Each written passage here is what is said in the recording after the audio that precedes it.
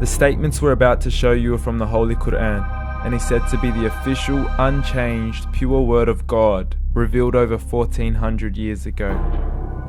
Claiming to be the word of God is a heavy statement, and without proof, or if a single contradiction is found within the book, the apparent word of God will be proven false. So without further ado, let's put the book to the test. In the 23rd chapter, titled The Believers, from the 12th to the 14th verses, God is said to give a detailed description of how the human being is formed.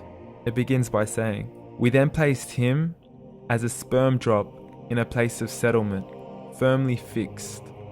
Then we made the drop into a alaqa." We will translate this word very soon. "And then we changed the alaqa into a lump.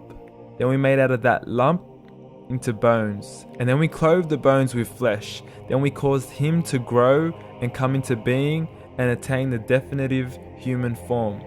In the 21st century, we can now safely say that this verse is clearly describing the process of human development in correct chronological order. However, what we should be paying attention to in particular is the second stage, referring to the development of the embryo. The specific word used to describe the embryo in this verse is the word alaqa. The word alaqa, when translated into English, can mean three separate things. Firstly, a blood clot, or to be suspended, that is to be hanging or clinging to something, or thirdly and finally, a leech. Now, all three definitions don't come anywhere near what we perceive to be the human embryo. So, why are these words used, and what significance do they share with the human embryo? Can the embryo be described as a blood clot? Well, what do you think? In the third week of embryonic development, a tubular heart joins with the blood vessels to form a primordial cardiovascular system, and by the end of the third week, the blood is circulating and the heart begins to beat on day 21. The first thing that comes to mind in regards to being suspended or hanging is the umbilical cord. But we can't use that example because we are simply referring to step 2, before the baby has even formed. But we now know today that the umbilical cord is formed from the connecting stalk. And the connecting stalk is formed as soon as the embryo is formed. The embryo's connecting stalk has even been described by John Allen and Beverly Kramer as an object to suspend the developing embryo in the extra-embryonic column. So an embryo is suspended and does have a strong resemblance with a blood clot. What on earth would an embryo have to do with a leech? Figure A shows the structure of an embryo at 25 days. Figure B shows a leech.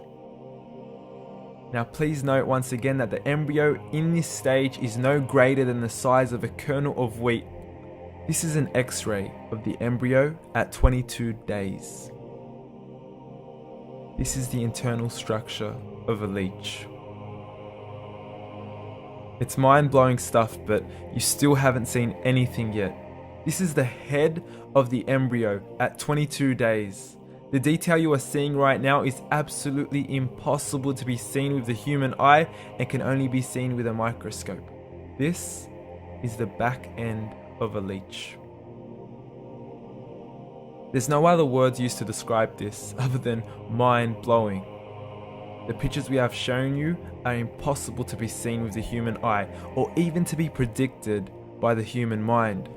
Once again, the verses we have shown you were revealed over 1400 years ago to a man who couldn't read nor write. Are these the words of God? Descriptions of the human embryo in the Quran cannot be based on scientific knowledge in the 7th century. The only reasonable conclusion is that these descriptions were revealed to Muhammad from God, from God, from God, from God.